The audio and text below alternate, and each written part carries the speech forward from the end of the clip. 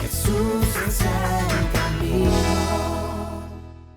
Y vamos a leer las Sagradas Escrituras, la Biblia, en Lucas capítulo 22, versículo 47 al 48, que dice de la siguiente manera: mientras Jesús aún hablaba, se presentó una turba, y el que se llamaba Judas, uno de los 12, iba al frente de ellos y se acercó hasta Jesús para besarle.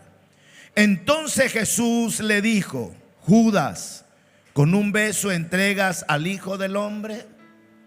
Judas, ¿con un beso entregas al Hijo del Hombre? Esta es palabra de Dios, y el pueblo dice amén. Ocupen su lugar en los que están aquí en el templo Jesús es el Camino en Tuxtla Gutiérrez. Sin duda alguna, aunque solo hemos leído 2 versículos del capítulo 22 de Lucas, ya percibimos a qué se refiere este pasaje cuando nos habla acerca de la traición de Judas.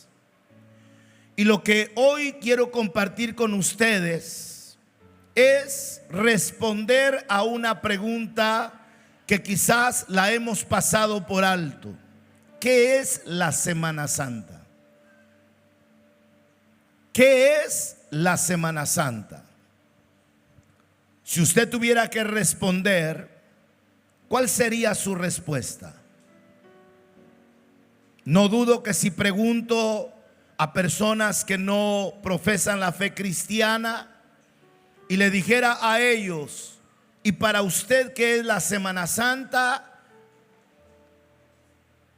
casi estoy seguro que muchos me responderían: tiempo de vacaciones. ¿Qué es la Semana Santa? Vámonos a las playas. ¿Qué es Semana Santa? Tiempo de ir a visitar a la familia. ¿Cuál es la respuesta de usted? En esta época se escucha bastante acerca de la vida de nuestro Señor Jesucristo en la última etapa de su existir en esta tierra. Los medios de comunicación propagan por doquier las ideas acerca del sacrificio en la cruz del Calvario, donde Jesús muere por los humanos. No hay canal de televisión que no prepare en su programación algo que tenga que ver con la crucifixión de nuestro Señor Jesucristo. Esta semana hay series completas que se van a poder ver en la televisión de la vida de Jesús y subrayando su muerte, crucifixión y resurrección de nuestro Señor Jesucristo. En algunos otros lugares la gente se prepara para elaborar alfombras, lindas alfombras de flores, por donde va a pasar una peregrinación, por donde va a pasar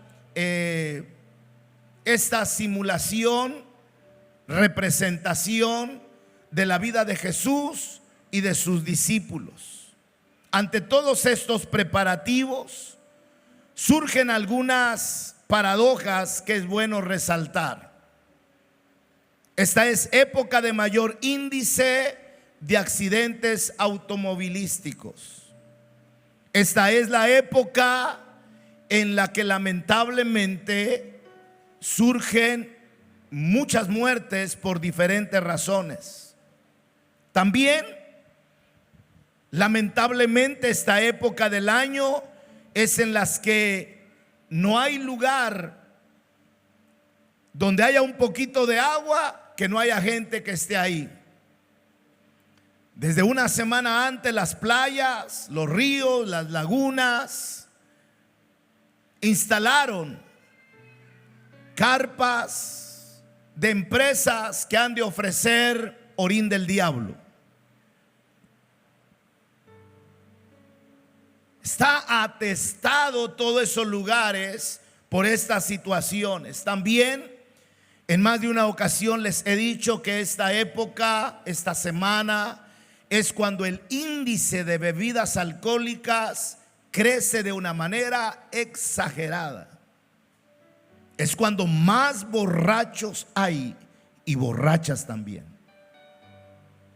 Con tristeza. Cuando en estos lugares de playas se encuentra el mejor postor, la oferta de sexo servidoras y ahora sexo servidores. El pecado, hermano, hermana, se desborda. Por eso nuestro llamado en una pequeña frase ha sido: Semana Santa, tiempo de reflexión, no de perdición. Quienes toman esta semana para este tipo de acciones, nos preguntaríamos nosotros: ¿será que la sociedad entiende realmente qué significa la Semana Santa? Y tiene que llamar nuestra atención, porque a veces nosotros también perdemos el enfoque del verdadero significado de la Semana Santa. Y quiero subrayar, en base a los acontecimientos que suceden en la semana: Domingo de Ramos, la entrada triunfal. Jesús regresa a Betania, vuelve a venir el lunes. En estos días Jesús reclama de su casa, del templo, una casa de oración y no una cueva de ladrones. Lunes por la tarde regresa a Betania, donde estaban María y Marta y Lázaro, sus mejores amigos. Martes vuelve a Jerusalén y se encuentra con las controversias de los maestros de la ley, fariseos, sacerdotes, que lo cuestionan de temas en los que intentan atraparlo en una respuesta incorrecta para señalarlo y juzgarlo. No lo lograron. Miércoles la Biblia no menciona que vuelva a Jerusalén, sino se queda en Betania, y sucede el hecho de aquella mujer que, rompiendo un frasco de alabastro de nardo puro, ungió a Jesús, y que Judas se molesta. Jueves manda a sus discípulos a Jerusalén y sigan a un hombre que lleva un cántaro, y al lugar donde entre díganle que el maestro necesita ese lugar para celebrar la cena, la Pascua.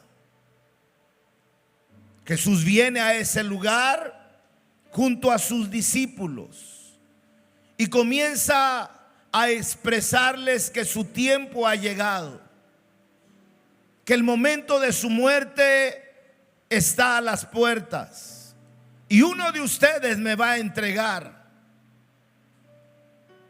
A lo que preguntan sus discípulos: ¿seré yo maestro?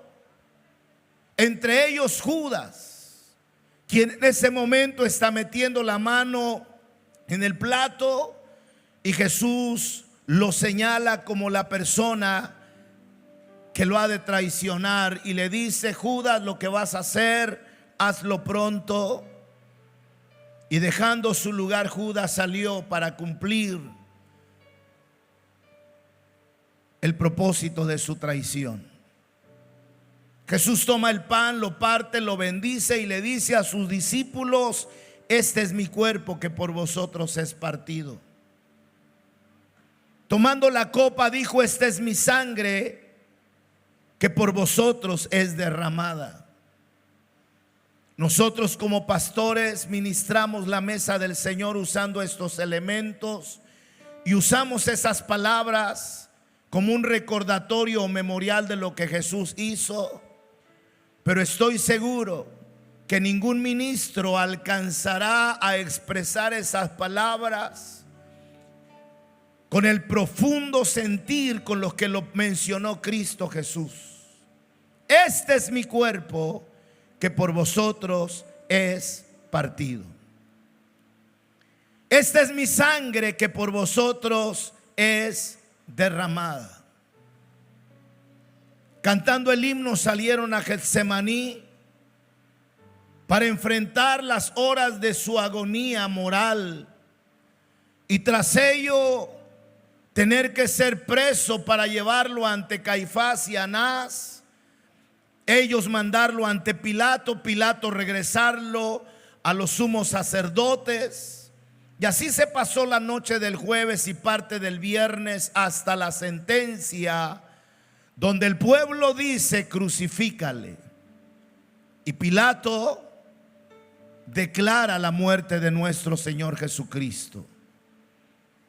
Antes de que entre el sol tras las montañas, su cuerpo es bajado para llevarlo a una tumba prestada, y ahí permaneció el sábado, custodiado por una guardia de soldados, la puerta de la tumba asegurada. Pero el primer día de la semana, muy de mañana, la guardia de soldados no pudo detener lo que estaba aconteciendo. Esa puerta, esa piedra que la hacía de puerta de la tumba fue removida. Los soldados cayeron patas para arriba. Cuando se repepenaron, decimos en Villaflores, se dieron cuenta que había resucitado. Fueron y lo contaron a los sumos sacerdotes, y la Biblia dice que ellos, los sumos sacerdotes, el Sanedrín, les dieron mucho dinero para que dijeran que lo habían robado sus discípulos. Lo cierto es que Cristo está vivo.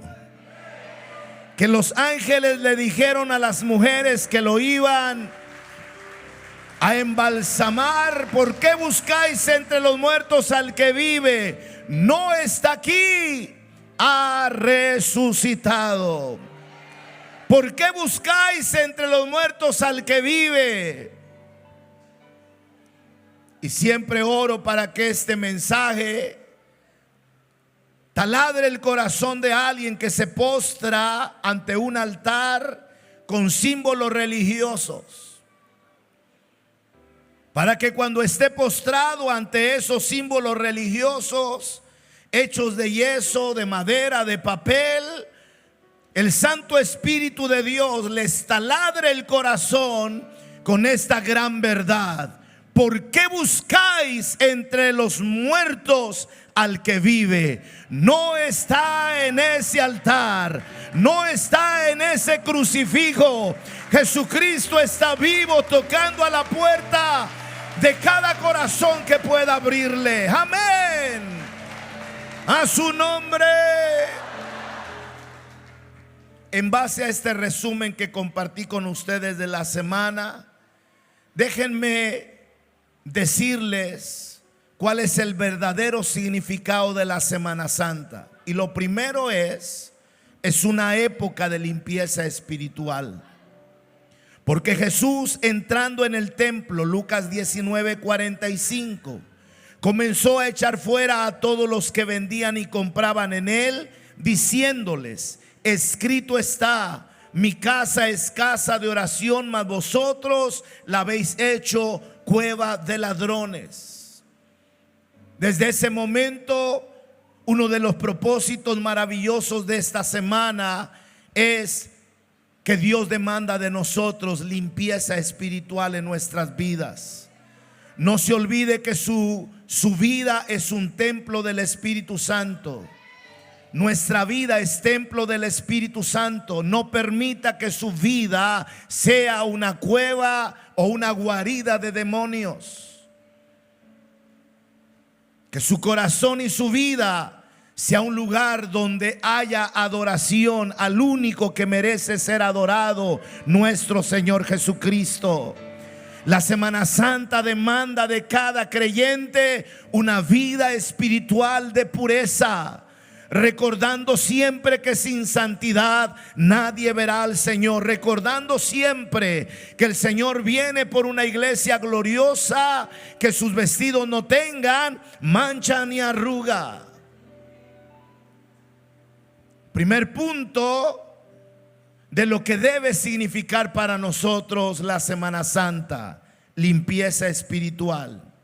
Segunda cosa que debe significar para nosotros la Semana Santa: es una época en la que debemos darle al Señor lo mejor. Es una época que nos recuerda que debemos darle al Señor Jesucristo lo mejor. Mateo 26:6: y estando Jesús en Betania, en casa de Simón el leproso, vino a él una mujer con un vaso de alabastro de perfume de gran precio, y lo derramó sobre la cabeza de él, estando sentado a la mesa.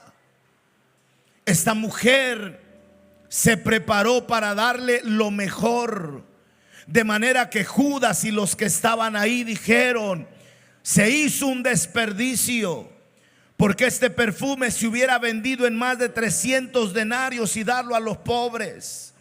Jesús le dijo a Judas: Judas, a los pobres siempre los van a tener, ayúdenlo cuando puedan y quieran, pero a mí no siempre me tendrán.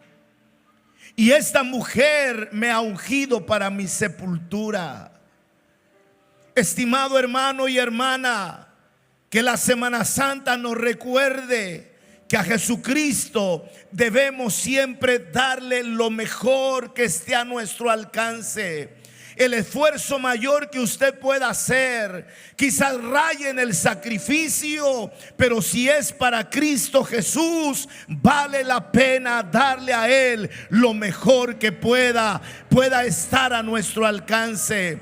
Cuando usted alabe al Señor, hágalo de la mejor manera. Cuando usted haga algo para el servicio del Señor, hágalo de la mejor manera. No lo haga la y se va. Él no merece lo peor. Con tristeza, la experiencia de la iglesia evangélica es que por muchos años siempre se buscaba darle lo peorcito al Señor. Por eso mucha gente creyó que ser cristiano evangélico era ser parte de ese grupito de los 3 o 4 gatos pulguientos. Porque nosotros mismos perdimos o dimos cabida a que la gente pensara así. Pero bendita sea la gracia de nuestro Señor Jesucristo, porque se está levantando una generación que ha aprendido que la Semana Mayor se debe dar al Señor en todo tiempo lo mejor que esté de nuestra parte. No importa si son 2 blancas solamente como la viuda, pero era lo mejor que ella tenía, y fue agradable al Señor esa ofrenda. Semana Santa es una época de someternos a la voluntad de Dios. En esta semana aprendemos de nuestro Señor Jesucristo en Mateo 26:39. Yendo un poco adelante, se postró sobre su rostro Jesús y orando y diciendo: Padre mío, si es posible, pase de mí esta copa, pero no sea como yo quiero, sino como tú, oh Padre celestial. Semana Santa nos enseña a aprender a someter nuestra voluntad al Dios de los cielos. No es como yo quiera. Por eso cuando enfrentamos algunas situaciones adversas, nuestra humanidad nos traiciona, porque no es como nosotros pensamos que debería de ser. Cuando a veces enfrentamos alguna prueba o lucha, o en nuestras oraciones estamos pidiéndole a Dios, pero nosotros estamos pensando cómo Dios debe respondernos. Y no es como usted y yo quiera, es como Él quiere. De manera que Semana Santa, a través de la experiencia de Jesús en Getsemaní, nos enseña no hacer nuestra voluntad, sino hacer la voluntad de nuestro Padre que está en los cielos. Una cosa más que aprendemos en Semana Santa es que es una época para revisar nuestra fidelidad a Dios. Mateo 26:14. Entonces uno de los 12, que se llamaba Judas Iscariote, fue a los principales sacerdotes y les dijo: ¿qué me queréis dar y yo os lo entregaré? Y ellos le asignaron 30 piezas de plata. Y desde entonces Judas buscaba oportunidad para entregarle. Esta escena, este episodio en esta semana es trágica, a veces incomprensible. A veces nos cuestionamos preguntándonos: ¿será que hay alguien capaz de negar o traicionar a su maestro? Y lo cierto es que sí. No solo fue Judas. Pedro siguió a Jesús de lejos y al final, estando con los soldados que habían tomado preso a Jesús, negó ser seguidor de Jesús. Y cuando insistieron en decir: eres seguidor del Galileo porque tu manera de hablar te descubre, él maldijo el nombre de su maestro. Yo preguntaría en este momento: ¿usted sería capaz de negar a Jesús? ¿Usted sería capaz en algún momento de negar a Jesús? Levanten la mano aquellos que dicen: pastor, yo nunca voy a negar a Jesús. ¿Puede levantar su mano? Sin duda alguna le sacan una sonrisa a Jesús. La primera ocasión que subí al monte Sinaí en el desierto de Egipto, después de más de 2 horas y media por veredas hechas por beduinos, y lo más difícil, llegar al último tramo para llegar a la cumbre. Nos tocó llegar en un atardecer donde parecía que el cielo se tocaba con las palmas de las manos. Fuimos inundados de una presencia gloriosa. Me acerqué para divisar la distancia que habíamos caminado del pie del cerro hasta esa altura. Y mi corazón fue quebrantado porque pensé en Moisés, que en su tiempo no habían veredas o caminos de beduinos para subir. Lo había hecho sin ese beneficio. Y había estado ahí 40 días. Y había recibido las tablas fabricadas, hechas por el Dios Altísimo. Y que con tristeza, cuando baja, encuentra al pueblo entregado a la idolatría y rompe las tablas y vuelve a subir. Sé que muchos tienen comentarios de elogio por lo que hacemos, ya sea como ministerio, como iglesia, y nos señalan o nos tienen en el buen concepto de ser trabajadores incansables. Cuando yo estaba en ese momento, sentí que no hemos hecho nada. Me postré en ese lugar ante la presencia de Dios, y de lo muy profundo de mi alma le prometí a Dios jamás negarlo. Una promesa que tiene que estar presente en mi mente y en mi corazón para cuidar, cumplirla hasta el final de mis días. Yo no quiero vivir la experiencia de Pedro ni la de los otros discípulos,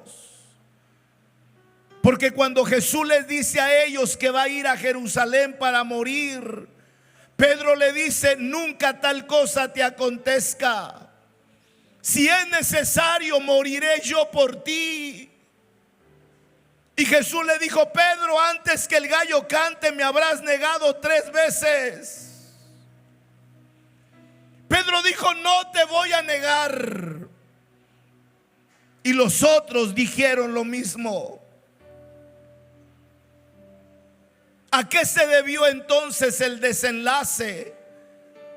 De que en el momento cuando llegaron a tomar preso a Jesús,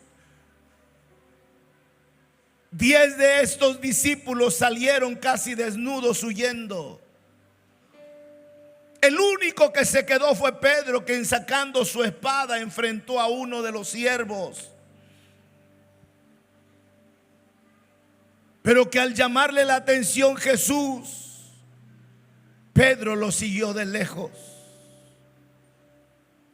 Hay 3 cosas que Pedro cometió como un error que le llevó a la negación, y eso tenemos que tomarlo en cuenta. Primero, dejó de orar. Jesús estaba en agonía y venía a buscar apoyo moral de sus 3 mejores acercados discípulos. 8 de ellos se habían quedado a un tiro de piedra o más allá. Y a Pedro, Juan y Jacobo Jesús los trajo más cerca de él por la necesidad de tener a alguien que pudiera apoyarle. Pero cuando fue a buscarlo los encontró durmiendo. Y Jesús les llamó la atención: velen y oren para que no entren en tentación. Por segunda vez Jesús quiso encontrar apoyo y los encontró durmiendo. Por tercera vez: levántense, ahí viene el que me entrega.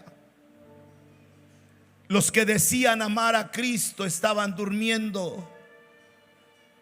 El traicionero estaba despierto. Las cantinas están abiertas a dishoras de la noche. Los templos están cerrados.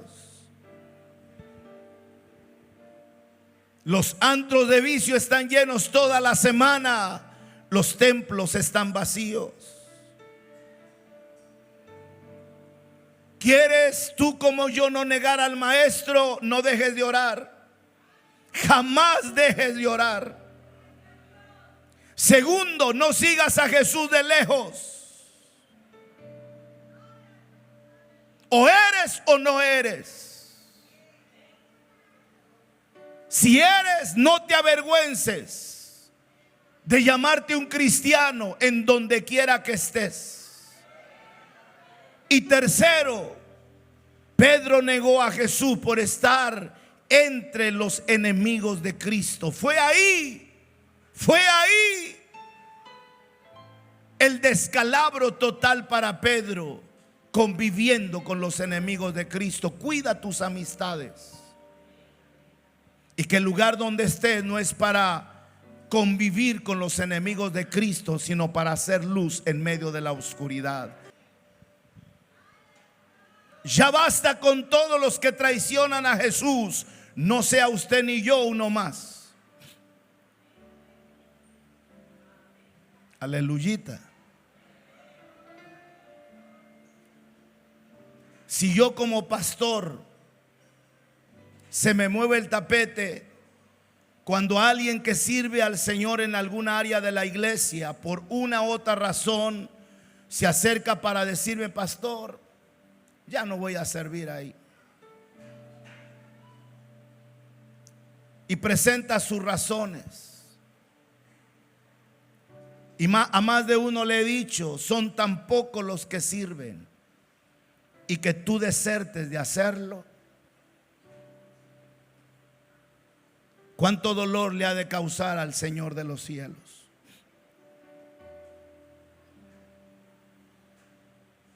No incrementemos más el grupo de los que le causan dolor al corazón del Señor.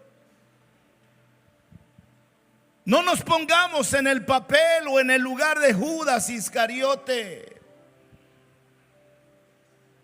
que vendió a su maestro por miserables piezas de plata. El dinero no cubre el valor de lo que Cristo ha hecho por nuestras vidas. No cambies tu servicio a Dios y tu amor por bienes materiales. Son buenos, pero no a cambio de. Porque de qué nos serviría granjear el mundo y perder el alma. Que nuestra prioridad, de acuerdo a la enseñanza de lo que nos hace saber esta semana, es fidelidad. Dios demanda de nosotros ser fieles. Esta semana también nos enseña que es una época de servir. Lucas 22, 24, hubo también entre ellos una disputa sobre quién de ellos sería el mayor. Pero Jesús les dijo: los reyes de las naciones se enseñorean de ellas, y los que sobre ellas tienen autoridad son llamados bienhechores, mas no así vosotros, sino sea el mayor entre vosotros el más joven, y el que dirige como el que sirve.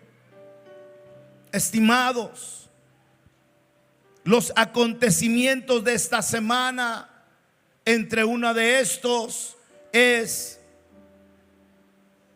nuestra actitud de servicio, como Jesús lo hizo cuando, tomando un lebrillo y quitándose la túnica, tomó una toalla y lavó los pies de sus discípulos. Fuimos llamados para servir. De manera que los acontecimientos de Semana Santa nos hagan recordar que es una época para servir. Y para cerrar esta enseñanza, también es una época de vigilancia espiritual. Lucas capítulo 22, 46. Y Jesús les dijo: ¿por qué dormís?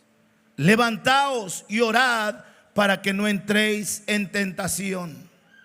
¿Cuántas veces hemos escuchado palabra que tiene que ver con nuestra oración perseverante?